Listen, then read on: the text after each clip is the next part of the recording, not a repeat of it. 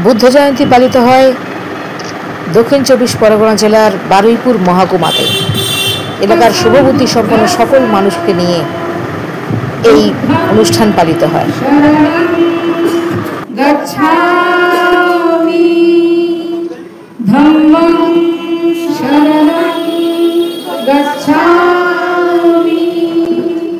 সংঘং শরণং গচ্ছামি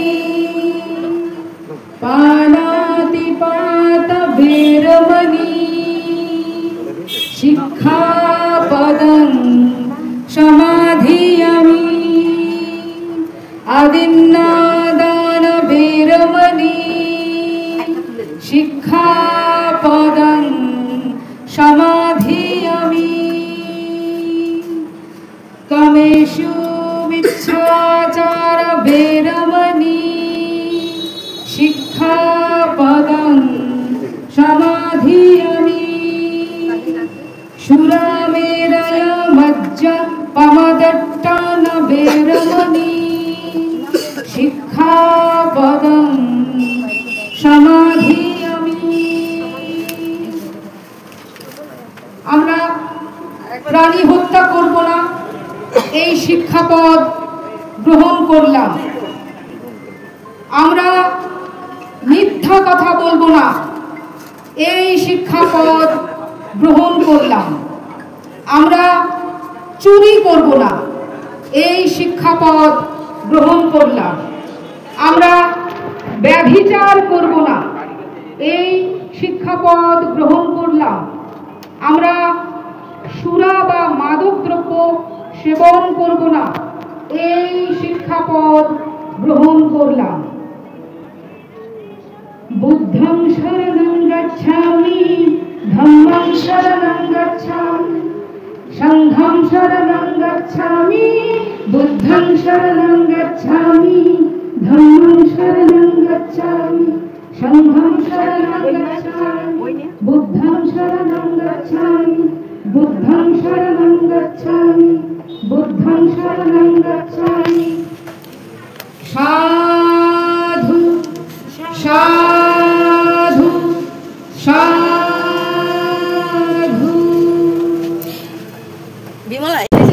উপস্থিত গুণীজন বুদ্ধ অনুরাগী সবাইকে আমার শুভেচ্ছা ও অভিনন্দন। নবম অধ্যায় নবম অধ্যায় নবম অধ্যায়।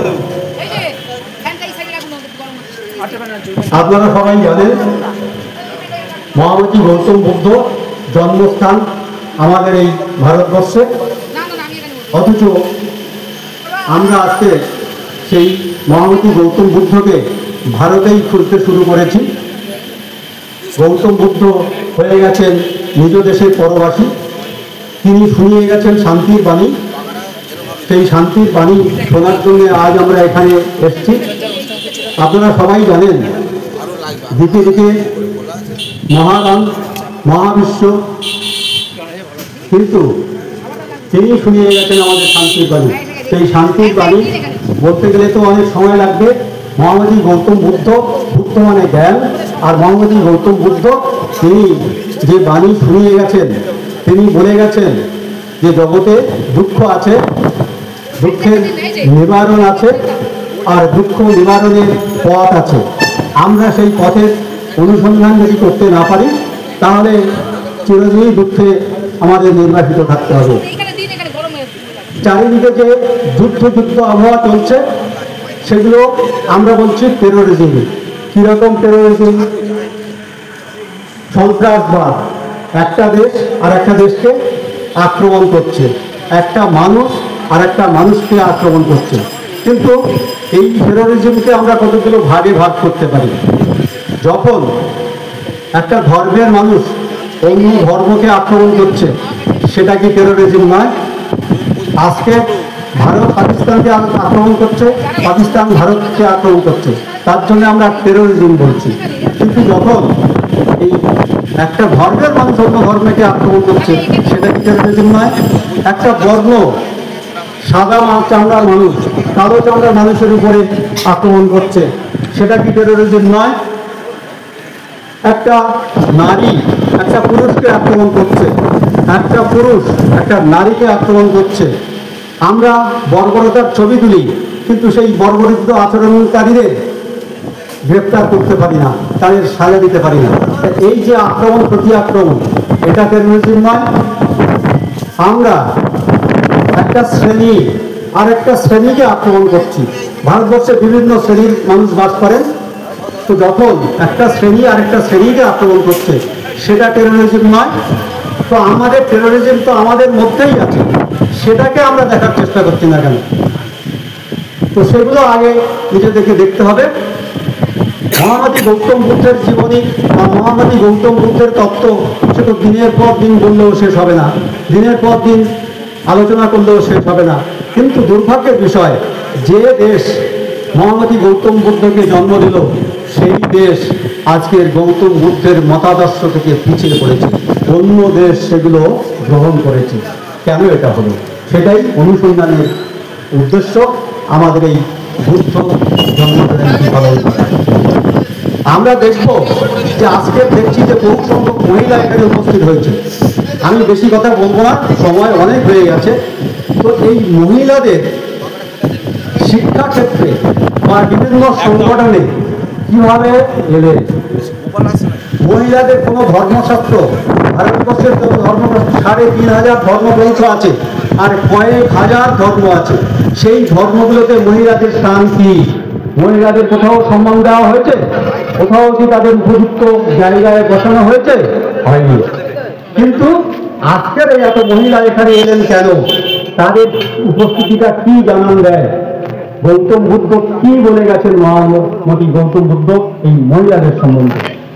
শ্রীমন্ত কুমার মণ্ডল বাবুকে অনেক অনেক ধন্যবাদ জানাই তার মূল্যবান বক্তব্য রাখার জন্য, এবং তাকে সম্মাননা জানাচ্ছেন শ্রীমতী মিনতি সর্দার। আজকের এই সন্ধ্যা শুভ হোক সকলের জন্য। এই যে তর্জা গান, এই গান আপনারা হয়তো আর শুনতে পান না, খুব কম শুনতে পাবেন, কিন্তু আমাদের এই প্রোগ্রামে বুদ্ধের জীবন সম্পর্কে, বুদ্ধের জীবনী, তার বাণী, আদেশ, উপদেশ, এগুলিকে স্মরণে রেখে তর্জা গান গাইতে এসেছেন আমাদের পশ্চিমবঙ্গ সরকারের তথ্য সংস্কৃতি দপ্তরের থেকে বিভিন্ন শিল্পীরা, লোকশিল্পী। তারা তর্জা গান পরিবেশন করবেন সন্ধ্যে ৭টার সময়। পরবর্তী বক্তব্য রাখবেন সমাজ সংস্কারক, গবেষক, লেখক শ্রী দিলীপ কুমার রায়।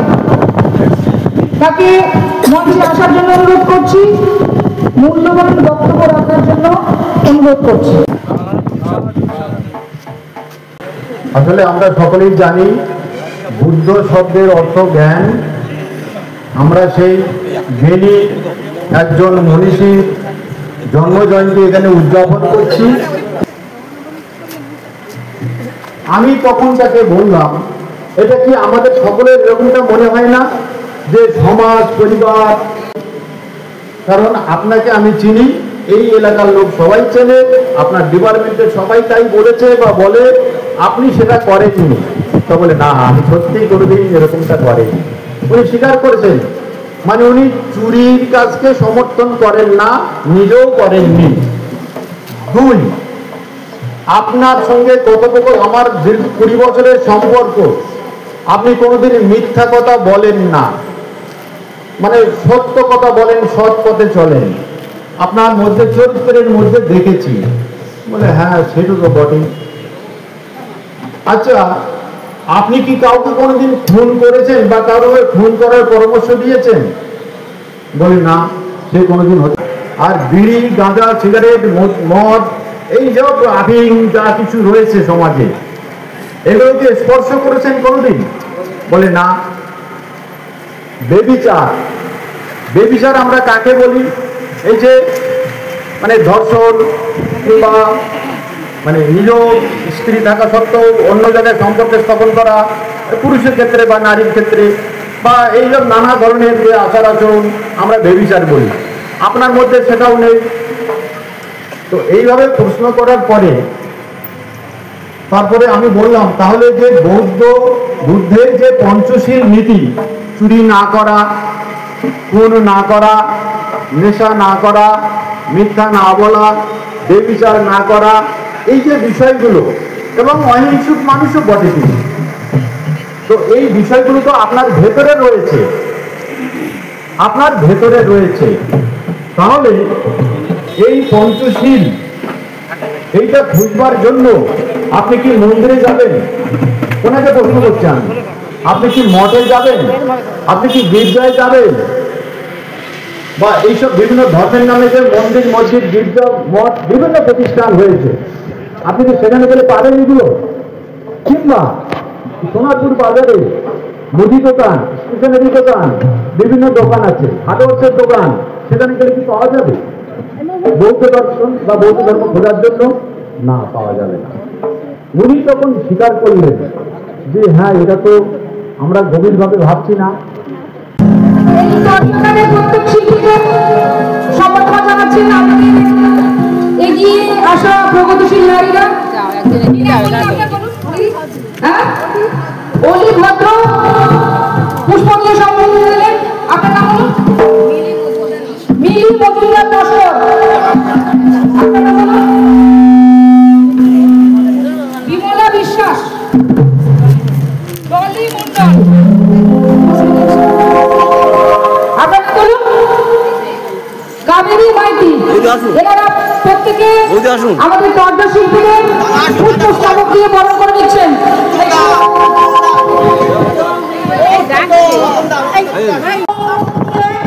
যাকে সম্বর্ধনা করা হচ্ছেন তিনি একটি বিশিষ্ট সমাজসেবী যতীন ময়দা। আমরা সবাই যতীন ময়দা বলেছিলেন। হ্যাঁ,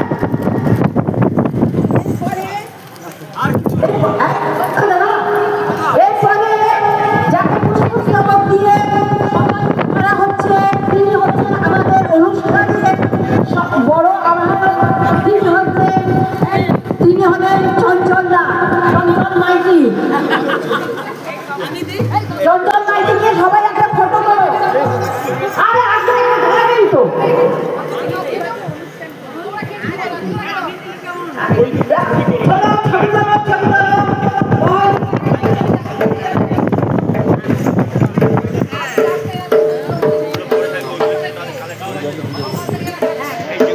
আচ্ছা, বৌদির নাম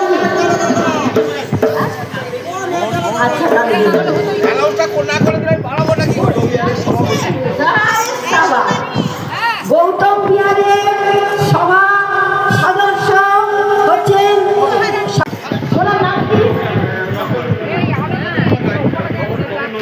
রতন কুমার গায়েন। উনি আমাদের চর্যাগানের কণ্ঠশিল্পী। ওনাকে একটা ফুল দিয়ে সম্বর্ধনা জানানো হচ্ছে।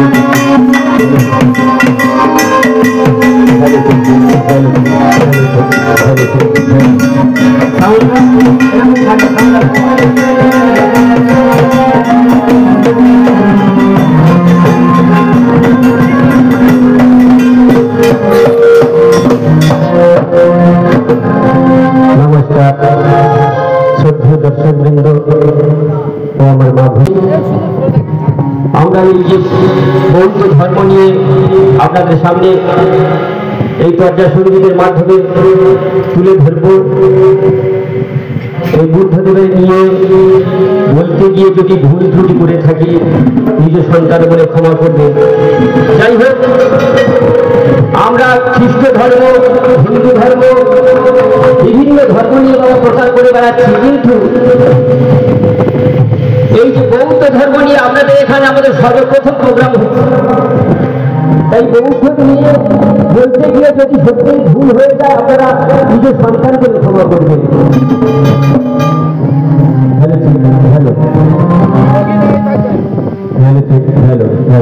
এরকম জয় বৌদ্ধদেবের চরণে মজরে আমার জয় গৌতম বুদ্ধের চরণে মজরে আমার প্রভু তোমার চলে কেঁদে কেঁদে আমার জয়ে ঝরে দুনয়ন দুনয় জয় গৌতম বুদ্ধের চরণে মজরে আমার গৌতম বুদ্ধের চরণে মজরে আমার প্রভু তোমার চলে কেঁদে কেঁদে প্রভু তোমার চলে কেঁদে কেঁদে তাহি জলে ঝরে দুনয়ন তাহি জলে ঝরে দুনয়ন গৌতম বুদ্ধের চরণে মজরে আমার গৌতম বুদ্ধের চরণে মজরে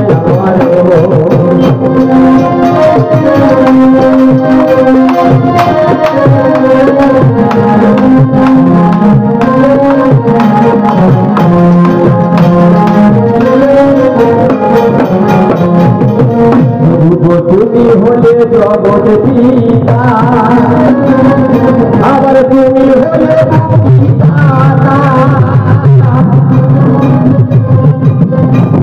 তুমি হলে জগৎ পিতা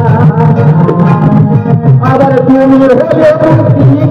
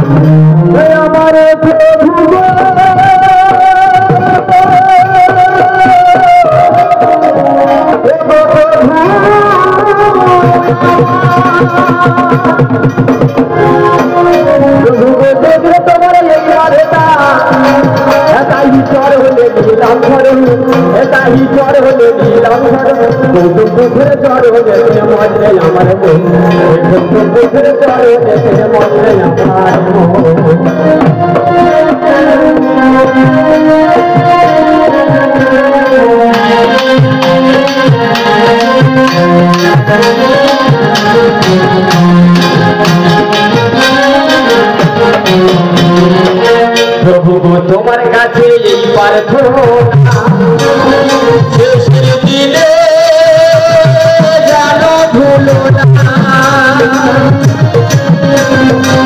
প্রভু তোমার কাছে এই প্রার্থনা শেষের দিনে জানো ভুলো না।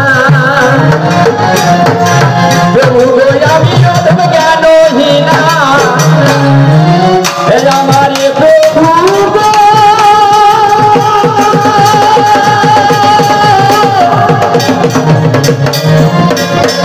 हमारे प्रभु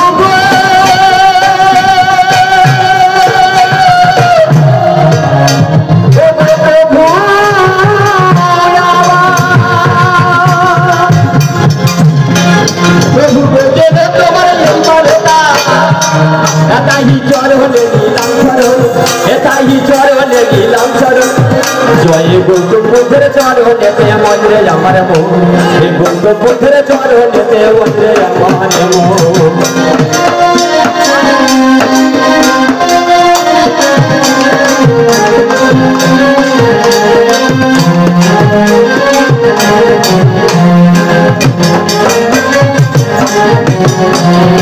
এখানেতে গান বিলারি গানেতে করবো না দেরি আমি এখানে গান দিশারি এই আমি গানেতে পড়বো না করি প্রভুকে চরণে প্রণাম করি প্রভুকে চরণে প্রণাম করি তোমার চরণ প্রভু পাই জানো চরণ প্রভুকে চরণে মনে আমার প্রভুকে চরণে মনে আমার প্রভুকে তোমার তরে কেঁদে কেঁদে প্রভুকে তোমার তরে কেঁদে কেঁদে এই আমার জলে ঝরে দুনয়ন এই আমার জলে ঝরে দুনয়ন বলবো বুঝের চরণেতে মজরে আমার মন বলবো বুঝের চরণেতে মজরে আমার মন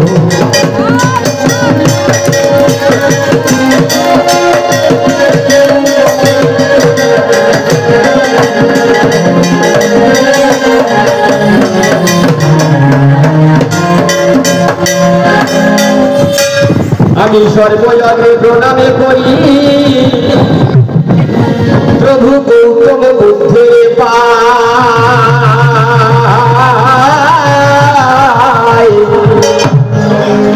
প্রভু গো মনে মনে সবার স্থানে মনে রেখো বজায় আমি আজ সর্বজনে প্রণামে করি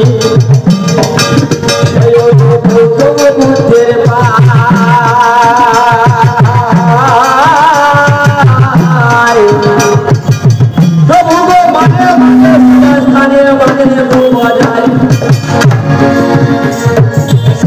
আবার 624 বছর পুরীতে সিদ্ধার্থ জন্ম নিয়েছে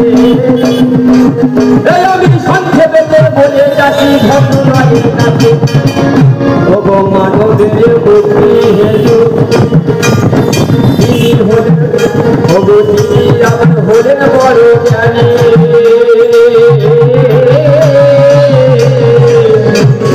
ভারতের নেপালেতে সমাজ ওই আবার বৈশাখ পূর্ণিমা তিথি সিদ্ধার্থ জন্ম নিয়েছে আবার সাক্ষ্য বংশে জন্ম নিল মুনি দশের কাছে শুনতে ভালো লাগছে তোমার সাধু সাধু সাধু সাধু আবার সিদ্ধার্থ পালিত হল মানিত আশ্রয় আবার ধন্য পিতা শুদ্ধ ধনে মাতা মহামায়া সাধের মায়া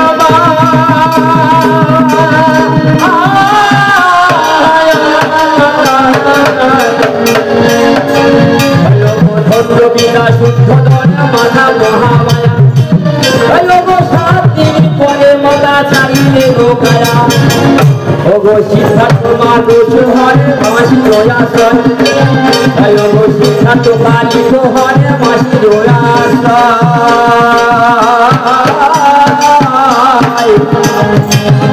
ওগো গৌতম নামেতে হলো তাহার পরিচয় ওগো এই বাড়িতে গৌতমের প্রণাম করা হলো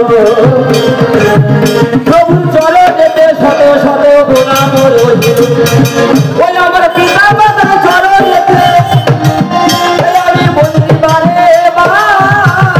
করোনা জাহাজের করুণা ঘুরে হয় মানে আকাশ তাই আমার শিক্ষা দীক্ষার গুরু গোলক নষ্ট করে না মাগো মাঝে না পেতে দিয়েছে গো মনের পটনা তাই আমার গ্রাম পৌঁছে তালে তলা জয় না করে খানা তাই আমার জেলা হলো দক্ষিণী 24 পরগনা রাতে নাম আমার প্রধান হামদার বাবা সবাই দোকান করি আমি সংক্ষেপে বলে যাচ্ছি শুনুন পুরুষ নারী এই আমি মাঝে মাঝে রেডিওতে করি আমি দরজায়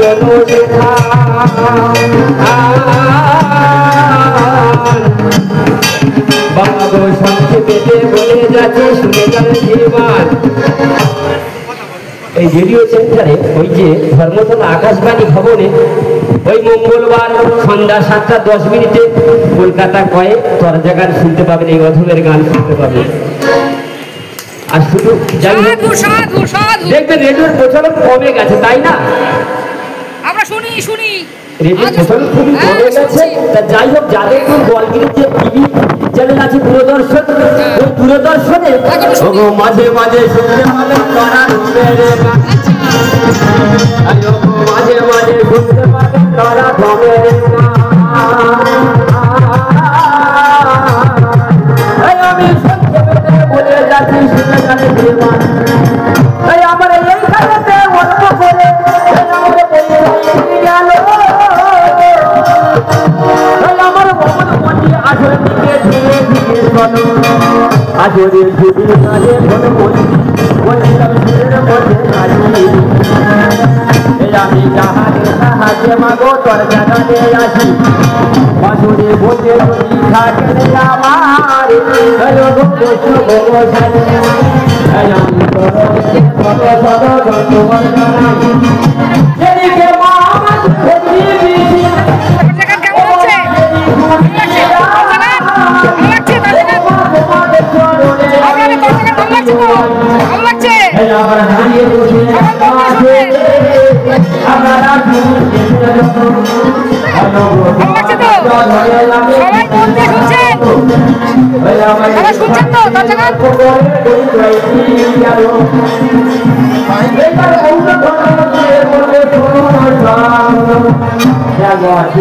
হয়ে গেছে।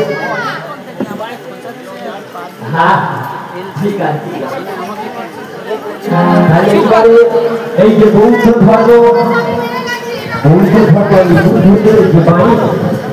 এই পানি যদি আমরা ঠিক বুঝে চলতে পারি, বিবেচনা করতে পারি, আমাদের সুখ দুঃখ সব জড়িয়ে আছে এই বুদ্ধদেবের বাণী যদি আমরা নিজে রাখি উপলব্ধি করতে পারি, আমাদের সুখ দুঃখ সবই দূর হয়ে যাবে, আমরা ভালোভাবে জীবনযাপন করতে পারি।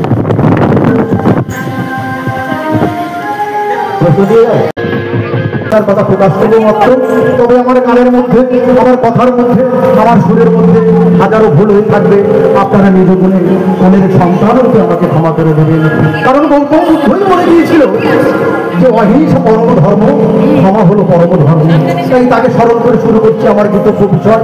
যে কথা না বললে নয়, যে কথা বলতে হয়, যে কথা শোনার জন্য সকলেই আছেন অধীর অপেক্ষায়, সেই কথা বলে যাব আজকের বারুইপুর নবদান বৌদ্ধ বিহারে কথা। কত লীলা জানো লীলা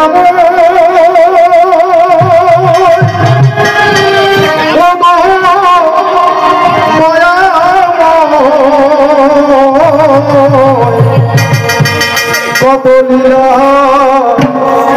জানো লীলা এই জগতে যাহা কিছু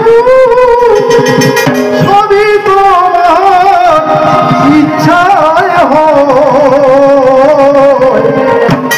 এই বারুইপুরে যাহা কিছু সবই তোমার ইচ্ছায় হয়। কত লীলা জানো লীলা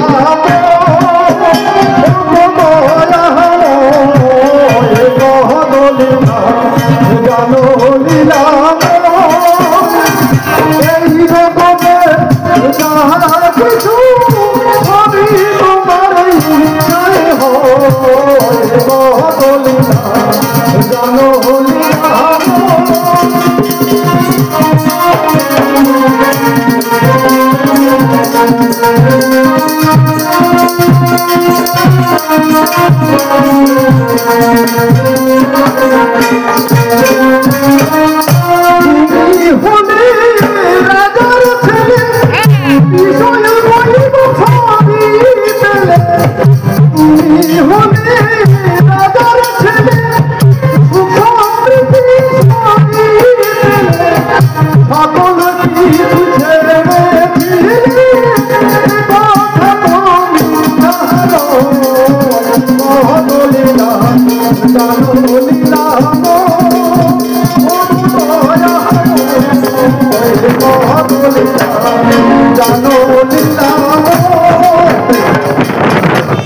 আমাদের প্রভারবাবু অনেক কথা বলে গেছেন, এর আগের বক্তারা অনেক কথা বলে গেছেন, তাই আমি বিস্তারিত কিছু বলবো না।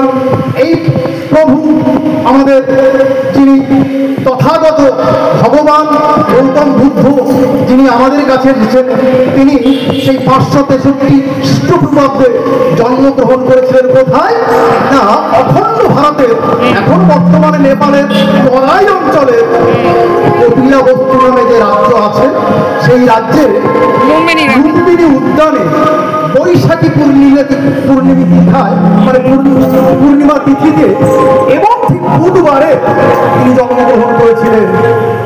আর তার বাবা ছিলেন রাজা শুক্রধর, শাক্য বংশের রাজা, আর মা ছিলেন মায়াদেবী। সেই মায়াদেবীর কোল আলো করে এসেছিল গৌতম বুদ্ধ। তার প্রথম নাম ছিল সিদ্ধার্থ। তারপরে বাবা গো 7 দিনের পরে দেখুন কি কাণ্ড ঘটেল, তবে 7 দিনের পরে দেখুন কি কাণ্ড ঘটেল, মা মায়ার দেখুন মৃত্যু গেল, তবে মৃত্যু পরে দেখুন মা গো মিথ্যা কথা নয়, মাসি ছিলেন প্রজাপতি গৌতমী হয়, তবে তার কোলে দেখুন লালন পালন হলো। তারপরে দেখুন একটা নূতন নাম গৌতম নাম ধারণ করেছিল। তারপরে সেই গৌতম নাম ধারণ করেছে। সিদ্ধার্থ ছিল মাসির কোলে লালন পালন হওয়ার পরে হয়েছে গৌতম। এইবারে কি হয়েছে, তার সংসারের প্রতি রাজ্যের প্রতি কোনো কিছুতেই মন বসে না। যখন এই সিদ্ধার্থ জন্মগ্রহণ করেছিল, সংসারে পুত্র সন্তান এসেছে, এই আসার ফলে রাজা শুক্রধর মনে মনে বিরাট আনন্দ উপভোগ করছে। তাই রাজ জ্যোতিষীকে যখন দেখিয়েছিল তখন বলেছিল, তার কপালের একটা চিহ্ন দেখে বলেছিল এই সন্তানটা কি হবে না আধ্যাত্মিক শক্তিকে বলিয়ান হবে, আবার নইলে সমগ্র রাজ্যের একচ্ছত্র রাজা হবে। তাই রাজা যাতে হয়, শাসন যাতে করতে পারে, সেই পরিচয় গড়ে তোলার জন্য কি করেছিলেন রাজা শুক্রধর বাইরের বৈভবে যা কিছু সব কিছু তার মধ্যে ব্যবস্থা করেছিল, যাতে বাইরের কোনো দৃশ্য তার চোখে না পড়ে, বাইরের কোনো কিছু যেন অনুভূতি তার মধ্যে না আসে। তাই যা সুখ শান্তির জন্য, সুখ সমৃদ্ধির জন্য যা কিছু করেছিল দেখুন মিথ্যা কথা নয়। রাজপ্রাসাদের মধ্যে দেখুন সপ্তাহ হয়, তবে সপ্তাহ সেই সময় করে যাবার ছিল, মনে দেখুন কথা হয়েছিল। তাই বাইরের মন যাতে না যায়, বাইরের কোনো দৃশ্য যাতে তার দৃশ্যপটে না আসে, সেইটা করার জন্য কি করেছিল রাজা শুক্রধর তার ওই রাজপ্রাসাদের চারিদিকে একটা বড় দিকে পাঁচিল তৈরি করে দিয়েছিল, যাতে বাইরের কোনো কিছু দেখতে না পায়। তার মধ্যে ওই বুদ্ধদেব অর্থাৎ সিদ্ধার্থ যত রকমের সুখ সুবিধা ভোগ করতে পারে সব ব্যবস্থা করেছিল। কিন্তু প্রাচীর ঘেরা রাজপ্রাসাদের প্রাচীর ঘেরা পাঁচিল কারে ছাড়িয়া গিয়াছিল বাহিরে, পাঁচিল ঘেরা প্রাসাদের পারে ছেড়ে গিয়েছিল বাহিরে, দেখে নতুন জগৎটারে, দেখে নতুন জগৎটারে, মনে জাগে মহাবিস্ময় মনলীলা, জানো লীলাময় দয়াময় মনলীলা, জানো লীলাময় আছে। এইবার গৌতম বুদ্ধ কি করলেন, অর্থাৎ সেই সিদ্ধার্থ কি করলেন, তার সংসারে যখন কোনোভাবে মতি আসছে না, রাজ্যের প্রতি কোনোভাবে মতি আসছে না, মনটা উদাস হয়ে আছে, তাই একদিন গভীর রাত্রে কি করলেন, তার যে ঘোড়া যার নাম হলো কণ্টক, আর তার যে রথের সারথি তার নাম হলো চান্না, কেউ বলে চানা, কেউ বলে ছন্দ, অনেক রকম পরিচয় আছে। বাবা গো তাকে নিয়ে দেখো মাগো মা পাথরের বাইরে গেল, তবে সেই সময় দেখো মাগো ঘটিল, বাইরের অনেক দৃশ্য মাগো চোখে রেখে গেল। ও বাবা পরে পরে দেখুন মাগো মিথ্যা কথা নয়, একে একে সেই দৃশ্য বর্ণনা হয়। যখন বাইরে চলে গেছে তারা সারথীকে নিয়ে ঘোড়াকে নিয়ে জগতের নূতন দৃশ্য যখন দেখছে, পাঁচিল টোপকে যখন রাজপ্রাসাদের বাইরে যখন চলে গেছে, তখন নূতন দৃশ্য প্রথমে হঠাৎ এসেছে একজন জরাগ্রস্ত মানুষ, বয়স্ক মানুষ বয়সের ভারে নড়তে পারছে না, তাকে যখন দেখে বলছি কি ব্যাপার এটা কেন, তখন ওই চানা বলেছিল সেই রকম মানব জীবনে সবার আসতে পারে, তোমারও আসবে আমারও আসবে, তাই নতুন একটা উপলব্ধি হয়েছিল। বাবা তো তারপরে দেখো না মাগো মিথ্যা কথা নয়, তবে তারপরে দেখো না মাগো মিথ্যা কথা নয়, চোখের সামনে দেখিয়েছে যায়। তবে হঠাৎ করে সেই চোখের সামনে দেখেছিল কি ব্যাধিগ্রস্ত একজন মানুষ, সে বিছানায় ছটফট করছে, কষ্ট পাচ্ছে, তার সেই দৃশ্য দেখে তার মনেও একটা বেদনা অনুভূতি হয়েছিল। তাই সিদ্ধার্থ জিজ্ঞাসা করেছিল এটা কেন হয়েছে, তখন বলেছিল এটা জগতের নিয়ম, তোমারও আসবে আমারও আসবে। বাবা গো এইভাবে পথ চলা শুরু হয়েছিল, তবে তারপরে আবার নজরে, তারপরে আবার কি হলো, নজরে এসেছে চলে গেছে জরা ব্যাধি এবং মৃত্যু। এই একজন মানুষকে মৃত মানুষকে কাঁধে করে নিয়ে যাচ্ছে, আর সেই সময় সেই দৃশ্যটা দেখে যখন বলছে এটা কি হলো, বলছে এটা মানব জীবনে এটা ঘটবে, তোমারও ঘটবে আমারও ঘটবে, কারণ এটা জাগতিক নিয়ম, জগতের নিয়ম, এটা আসবেই। এই তিনটে দৃশ্য দেখার পরে সেই সিদ্ধার্থের মনে একটা বেদনার সৃষ্টি হয়েছিল। তাই তো বাইরের জগতে এত কষ্ট, এত পরিশ্রম আর এত দুঃখের মধ্যে সবাই আছে, তাই আর ভারত মনটা যেমন এগিয়ে চলেছে। বাবা তো কিছু দূর গিয়ে একটা সন্তানকে দেখতে বা বড় পাচ্ছে, তবে তার কাছে মাগো বলিতে লাগিল মনে মনে তার বাসনা। তখন তার কাছে গিয়ে বাসনা জানিয়েছে, নিশ্চয়ই মোহ লাভের বা মুক্তি লাভের মোক্ষ লাভের পথ তিনি জানেন, এই দুঃখের মুক্তি কিভাবে হয় তিনি জানেন। তাই তার কাছে গিয়ে তার মনটাও শান্ত হয়েছিল, মনে মনে ভেবেছিল উনি যদি পারেন তাহলে আমি নিজেও পারবো, সবাইকে পারতে হবে, এই দুঃখ থেকে মুক্তি লাভ করতে হবে। তাই ভারাক্রান্ত মন নিয়ে ফিরে এসেছিল নিজের রাজপ্রাসাদে। দুজনের কথায় কাজে কইবা মেলে, তোমাদের দুজনের কথায় কাজে কইবা মেলে, ওই আবার করলো কাজের কালে সাজি, রাজা করেছে তরজা সবই আন্দাজি। দরজা গানের মাধ্যমে আজ বৌদ্ধ ধর্মের কিছু জীবনী আলোচনা হবে।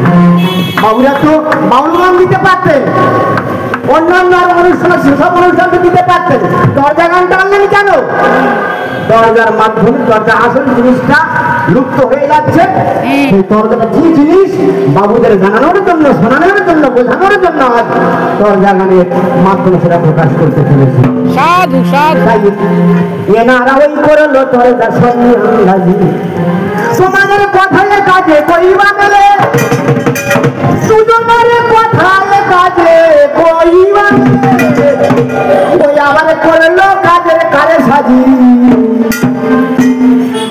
রাজা করেছে দরজা সন্ন্যাসী, না বাবা রাজা করেছে দরজা সন্ন্যাসী, ওই রাজার কথায় কাজে কইবা মেলে, সুজনের কথায় কাজে কইবা মেলে, হ্যাঁ করলো কাজের কালে সাজি, ওই কাজের কালে সাজি, রাজা করেছে দরজা সন্ন্যাসী। এই তো দরজা,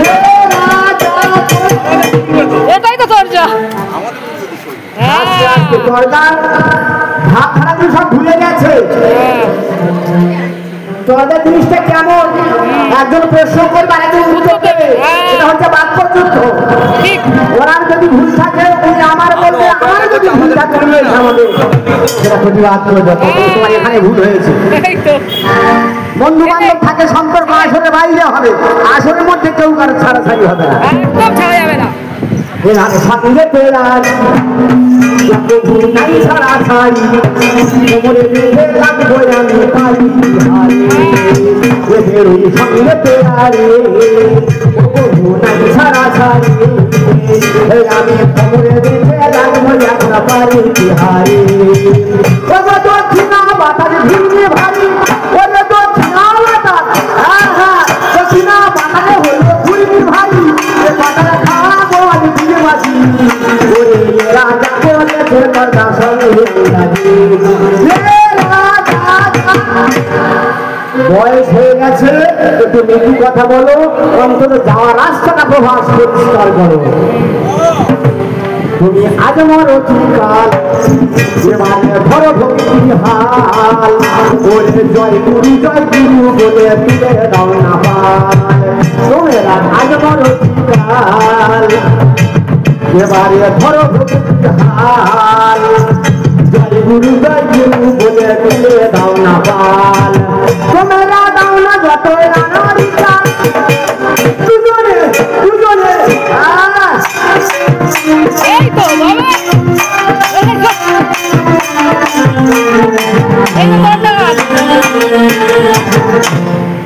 দুজনে দাও না যত রানারি চাল, তোমরা দাও না যত, তোমরা দাও না যত রানারি চাল। আমি হই শান্ত মাঝি, রাজা করেছে দরজা সরে আমলাজি, রাজা করেছে দরজা সরে আমলাজি।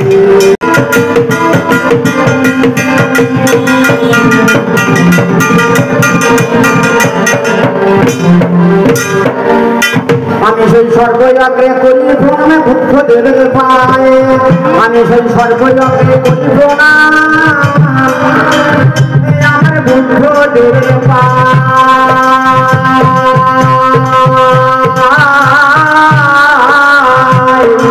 বাবা মানে মানে সবাই মানে মানে রেখো বজায়। তারপরে পিতা মাতা জন্মদাতা চরণে বন্দিবারে বাদ, যাদের করুণা গুণে হলো সাধের মানব আদান।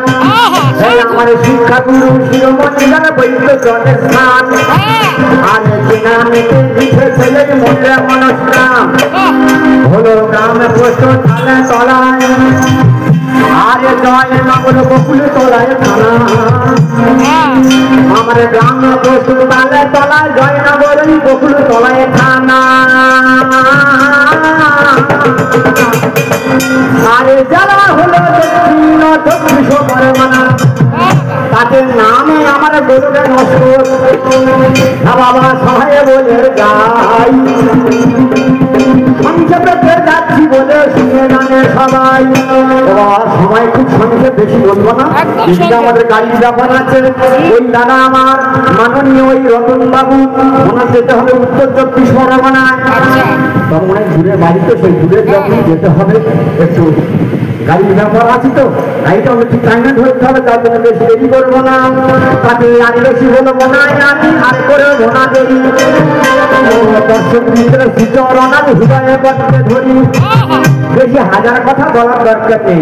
দুধের একটা কথা বলেনি, দুটো কথা বলেনি, অনন্ত বাণী দিয়ে গেছেন। সমুদ্রের যেমন কোনো কুড়ি নেই, কিনারা নাই, মানে বাণীর কোনো শেষ নাই, আদি অন্ত নেই। দুধের উপরে মরাল মরাল কথা বলে গেছে। বেশি কথা শুনতে হয় না, বেশি কথা বলতে হয় না। বুঝতে বললেন আগে বোঝো, তারপরে মাল কোথায় আছে মালকে খোঁজো। আগে বুঝতে হবে ধর্ম সম্পর্কে কি, আমি কে, আমি কোথায় ছিলাম, কেন বা এখানে এলাম, এখানে আমার সংসার বন্ধনের কারণ বা কি, এখানে দুঃখ হচ্ছে বা কেন, এখানে এত জন্ম মৃত্যু জরা ব্যাধি এখানে হচ্ছে বা কেন। এরকম তো তার কাছে গিয়ে বলছি, তার দুঃখ ওর কাছে গিয়ে বলছে এই দুঃখটা হচ্ছে কেন। আগে মর্মটা জানতে হবে।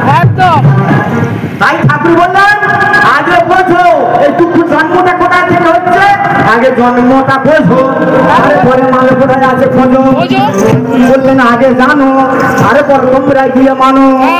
ও শালা তোমরা জানো না, এর ঘটের গায়ে সিঁদুর দিয়ে ঠাকুর মুক্তি দাও, কোথায় গাছের গায়ে সিঁদুর দিয়ে বলছে ঠাকুর মুক্তি দাও। আর যত সময় সমাজে ব্রাহ্মণরাই সারাদের মানাচ্ছে, আর এইসব অবধ মানব তাই মেনে চলেছে। আমার কথা নয়, আম্বেদকর বলেন সমাজে যদি একটা ব্রাহ্মণ আছে, আপনার সামনে যদি একটা ব্রাহ্মণ আছে, আর একটা যদি বিষধর সর্প আছে, আপনি কাকে হত্যা করবেন? ডাক্তার আম্বেদকর বললেন বিষধর সর্পটাকে হত্যা করবেন, আগে ব্রাহ্মণকে হত্যা করবেন। কেন ব্রাহ্মণকে হত্যা করবো কেন? ডাক্তার আম্বেদকর বললেন সারা সর্ব যদি কোনো ব্যক্তি দংশন করে সে একা মারা যাবে, কিন্তু যদি একটা ব্রাহ্মণে বেঁচে থাকে সারা গোটা সমাজটা দূষণ করবে। তাই যদি মারলে হয় আগে বিষধর সর্বকে না মেরে আগে ওই ব্রাহ্মণটাকে শেষ করে, সমাজটা গোটা সমাজটা দূষণ করবে করে করে আসছে। তাই বিবেকানন্দ বললেন, বিরাট ডাক্তার আম্বেদকর বললেন, ঠাকুর রামকৃষ্ণদেব বললেন, বৌদ্ধদেব বুদ্ধদেব বললেন, সবারই একটা কথা, হাজার হাজার রকম বিবেচনের কথা নয়, একটা কথা কি সুবৃত্তি মানসিকতা ছেড়ে পালন কেন তার অহংকারে পরিপূর্ণ মন, সারাদের পাপ পূর্ণ ভালো মন্দ পশু জানে না, আর এই বিশ্বাসে ঘাতক মানুষই জাতি জানে কিন্তু সারা মেনে চলে না। মানুষ সব জানে কিন্তু মানবে না। ইউনিভার্সিটি ডিগ্রি এদের আছে কত শত, এদের চলনবন্দী মূর্খের মতো আদরের আদরে বেশি হচ্ছে সারা দেশে, সারারা পিতা মাতার সেবা ছেড়ে কিনে বসে। এমন অনেক মানুষ আছে এই বিশ্ব চরাচরে হৃদয়ে ভরা নোংরা কিন্তু ভদ্র দেশে ঘুরে, ভদ্র দেশে ঘুরলে দেশে মানুষ বলে না না না, ওরে মানুষ হবে যেদিন ফুটবে তোমার চেতনা। তাই ঠাকুর বললেন, ওরে মানুষ তোমরা পশুর ধর্ম ছাড়ো, ওরে মানুষই যদি হতে চাও তোমরা মানুষের সেবা করো। মানুষ যদি হতে চাও মানুষের সেবা করো, ওরে মানুষ পশুর ধর্ম ছাড়ো।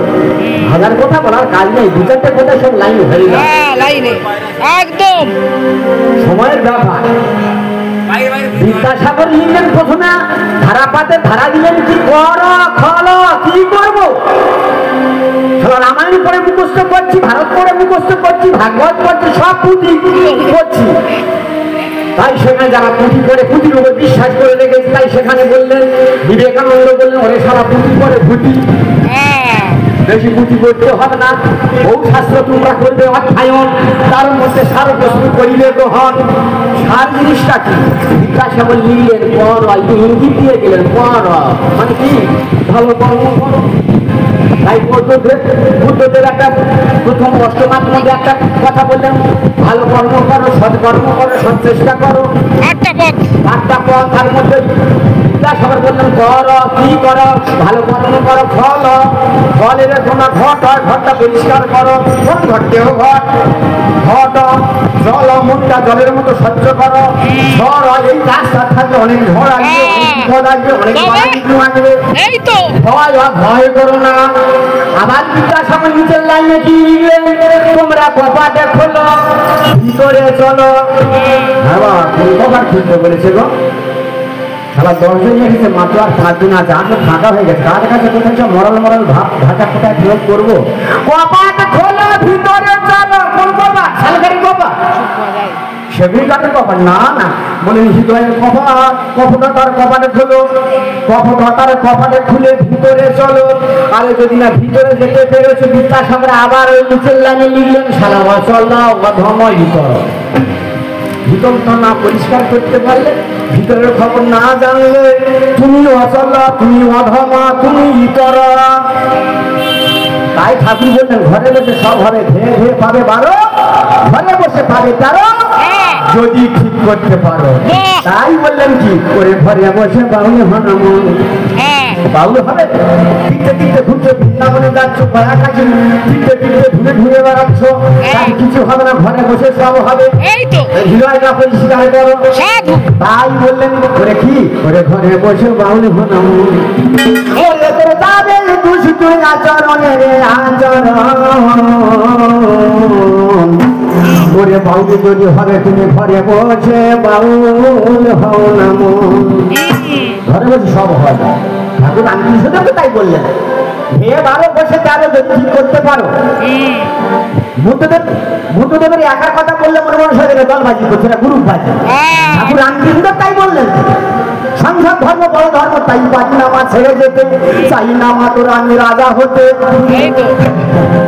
যেখানে যাবে গন্তব্যস্থান একটা, শব্দ বউ হতে পারে, মর্ম একটা, যাওয়ার রাস্তা কোথাও নেই, সব ওস্তাদের এক কথা কি বললেন, ওরে ঘরে বসে বাউল হলাম ওরে তোর যাবে দুষ্ট আচরণের আচরণ ঘরে বসে ওরে ঘরে বসে বাউল হলাম ঘরে বসে ঘরে বসে বাউল হলাম ঘরে বসে বাউল হলাম ওরে তোর যাবে দুষ্ট আচরণ ওরে তোর যাবে দুষ্ট আচরণ ঘরে বসে ঘরে বসে বাউল ঘরে বসে বাউল ঘরে বসে বাউল সাধু সাধু সাধু।